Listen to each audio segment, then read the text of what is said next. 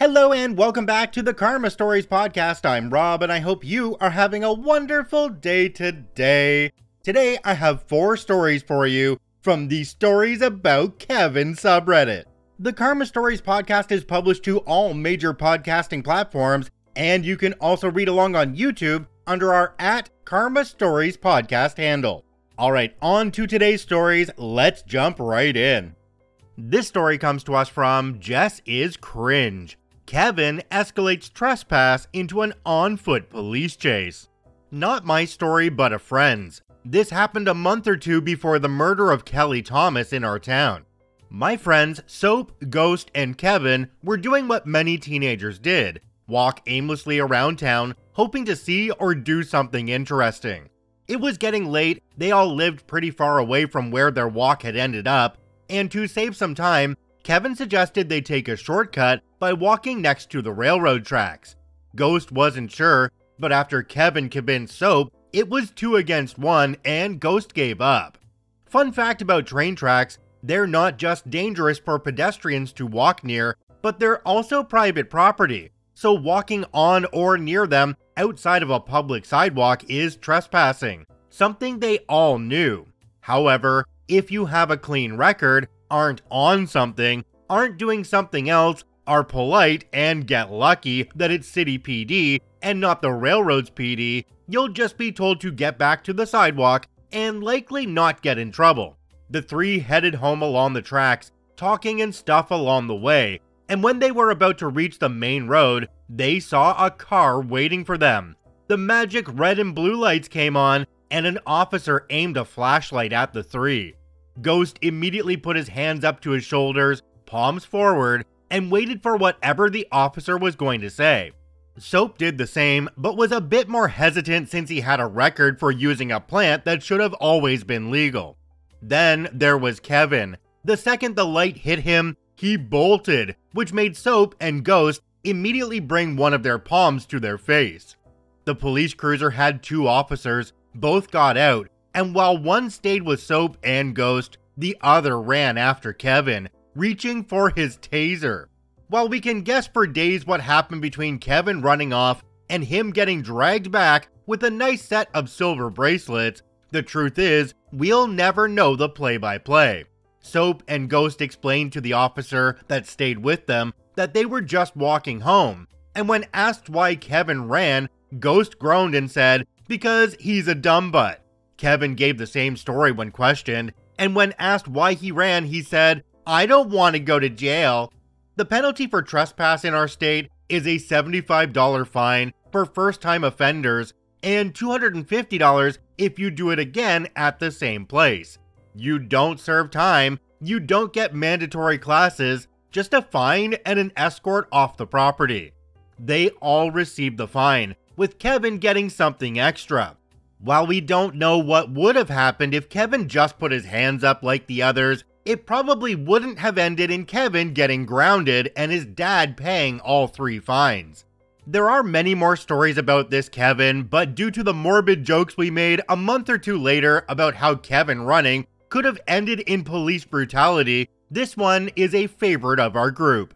OP added an edit down at the bottom. It says, "Edit, as for anyone asking why Kevin's dad paid the fine, the man felt embarrassed that his son encouraged them to walk near the tracks in the first place, let alone getting them in trouble.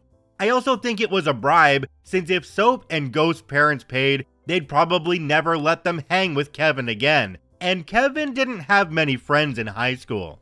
Wow, shout out to Kevin's dad for paying all the fines. That right there is a father who understands. I guess understands friendship is a wonderful thing, but also understands that his son is an instigator and caused the problem in the first place.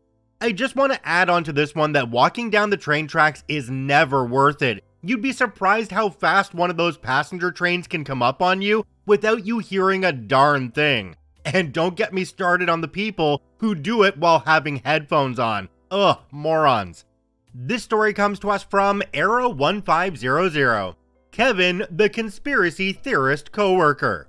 My coworker is a Kevin. He has a lot of opinions. He will casually insert some of his takes into conversation, which he usually starts because he's chatty, but too dense to realize no one likes him. Here are a few of his opinions. Holly Weird. Apparently, Hollywood is forcing actors and actresses to take hormones. Now there's biological men wearing women's clothing and biological women with beards. You can tell who's been affected by Hollywood forcing stars to take hormones by the way they walk. Men are walking like women, and women are walking like men. Taylor Swift is actually a man because of the angle of her collarbone, and Christian Bale has been affected by being forced to take estrogen, which Kevin deduced was because he watched how Christian Bale walked. He calls it Holly Weird. Pew pews, and I quote, "I don't listen to the government, I buy pew pews and projectiles." Later in that same conversation, he said that he needs to learn more about pew pews because he's a bad shot. Vaccines. He proudly declared that he's been an anti-vaxxer since 2014 because he got the flu shot that year and then was sick with the flu for a month. Therefore, all vaccines are bad, don't work, and they all have RNA in them. Not just the COVID vaccine, they all have RNA. Weather and climate. Each country has their own weather, which is controlled by the government for population control. Certain US states have more hurricanes, tornadoes, or earthquakes than others because the government is trying to control the population in those areas. Also, global warming is the biggest lie our government has ever told us. There's no data and no scientific backing, it's all a lie. Masks. I wear a mask to control my allergies because my workplace is obligatorily very dusty. One day, my allergies were shockingly fine, so I wasn't wearing one. He goes, "Those masks aren't good for you anyway. You breathe in plastic particles all day. I have a friend who got lung cancer from it." Even though the part about breathing in particles is true, why would you say that to someone? Especially considering he knows why I wear a mask.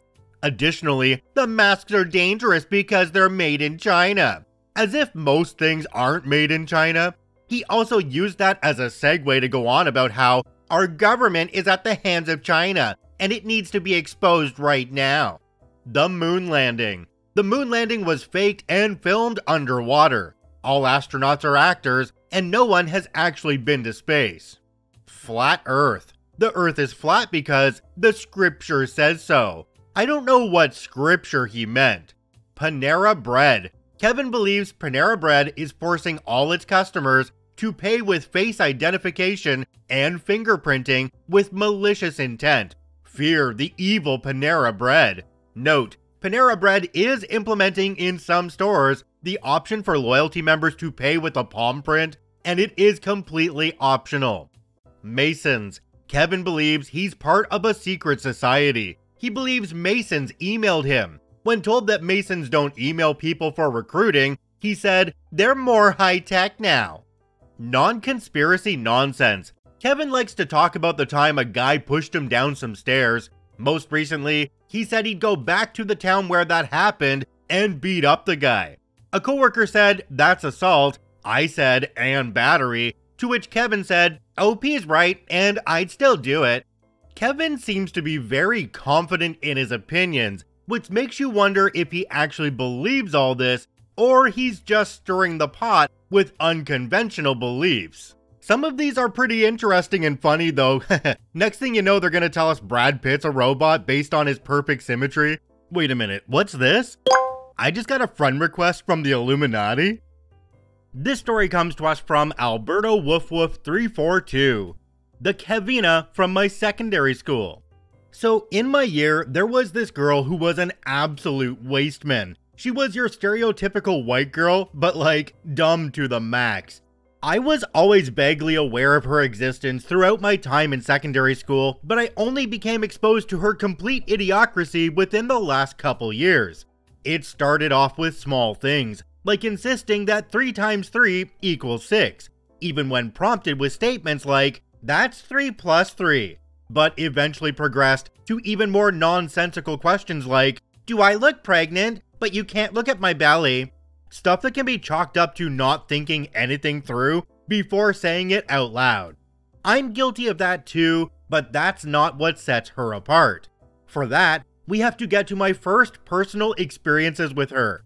Now, our school offered extra GCSEs to students who spoke another language natively that could be taken before year 11. Both me and Kevina happen to be native speakers of Polish, so we, along with like 6 others, decided we'd take the course together.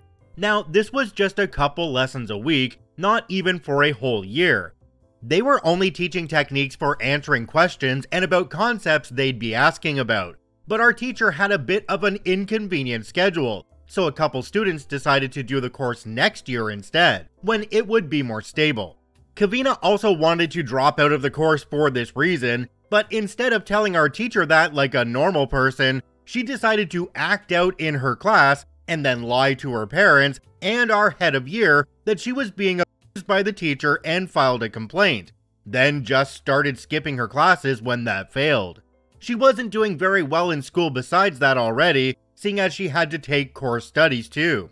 In fact, when it finally came to exams, she had not bothered to revise at all, and was frantically asking me about things during call-in, but not understanding anything I told her anyway, and just tried to tell me I was somehow wrong.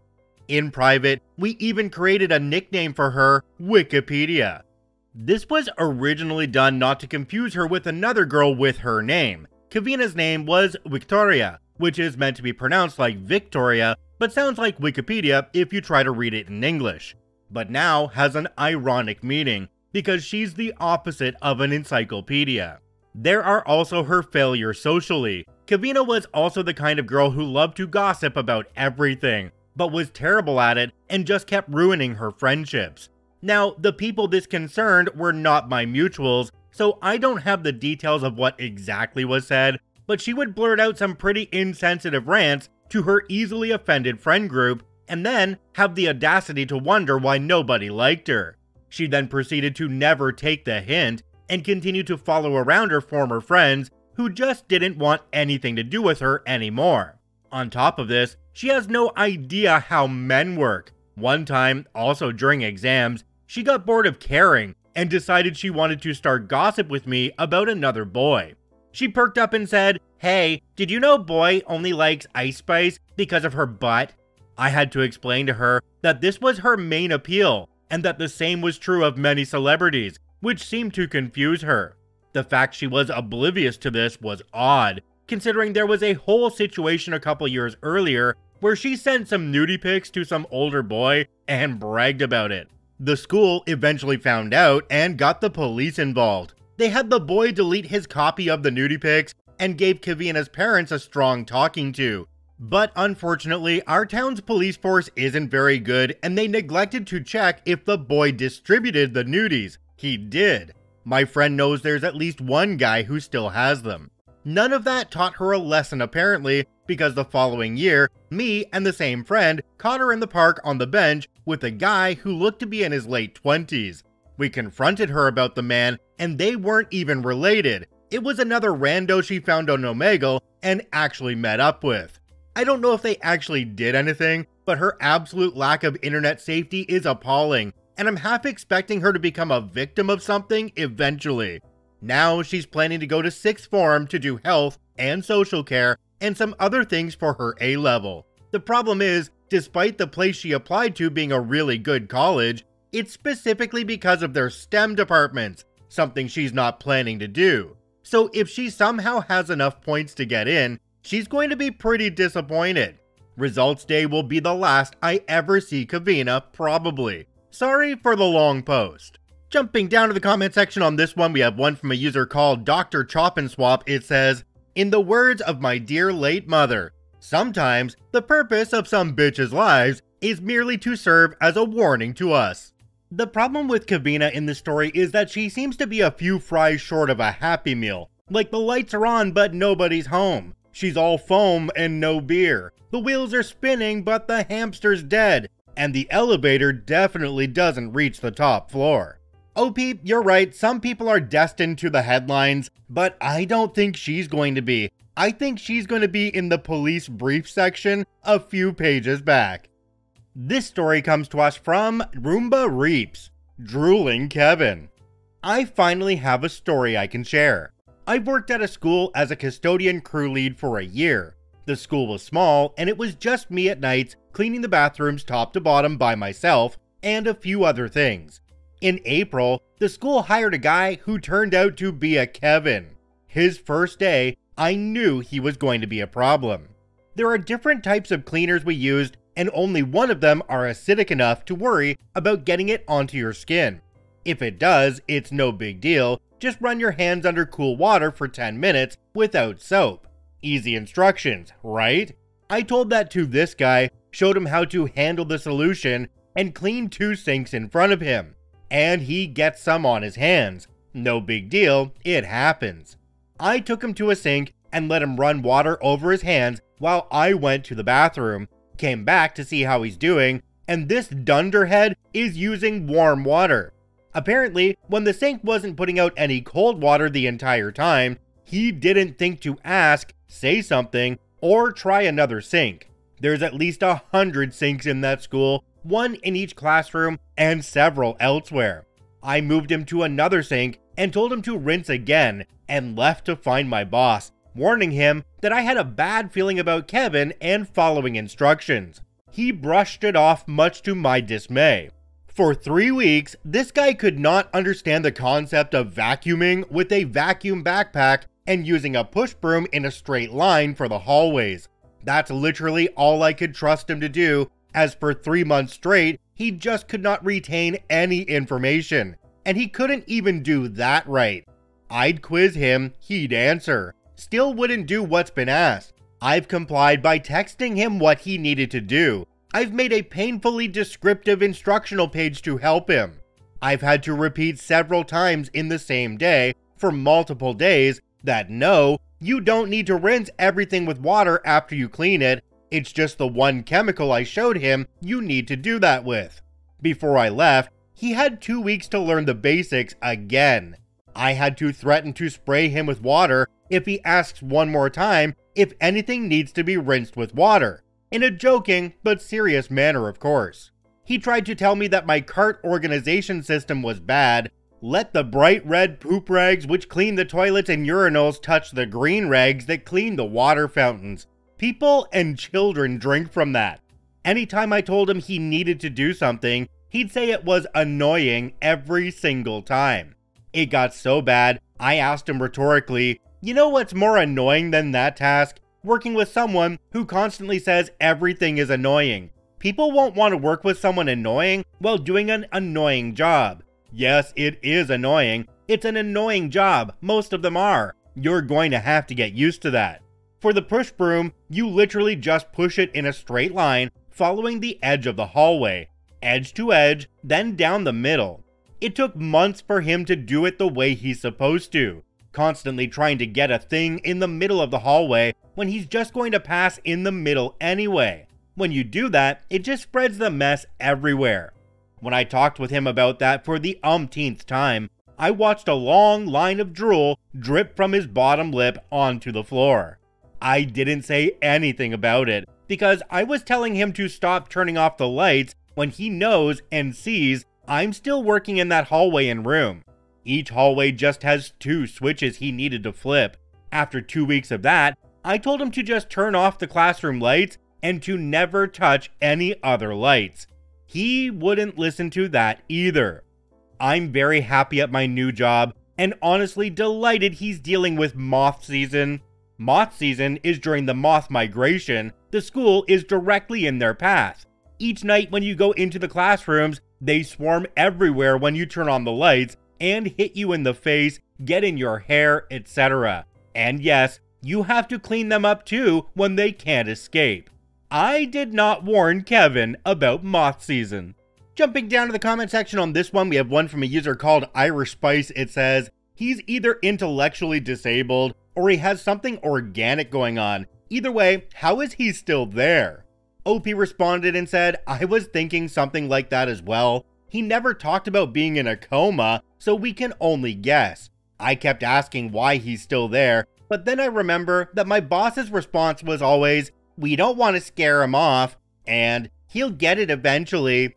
I think he just didn't want to do anything about it and lose any extra hands we got, despite those extra hands causing more work than helping. I have a few more observations I didn't list, but what's posted is what's concerned me the most. OP, of course the bosses are saying to give Kevin a chance. They're not actually there observing what he's doing and dealing with his fallacies every day. I'm glad you've moved on to greener pastures, and I truly hope that Kevin has become one with the moths. If you enjoy daily Reddit stories, I encourage you to follow and add us to your favorites on whichever podcasting platform you enjoy the most. And if you're watching and listening on YouTube, please hit that subscribe button and drop a like on the video. It really helps us out. I thank you for watching and listening. I hope you have a wonderful day, and we'll see you tomorrow.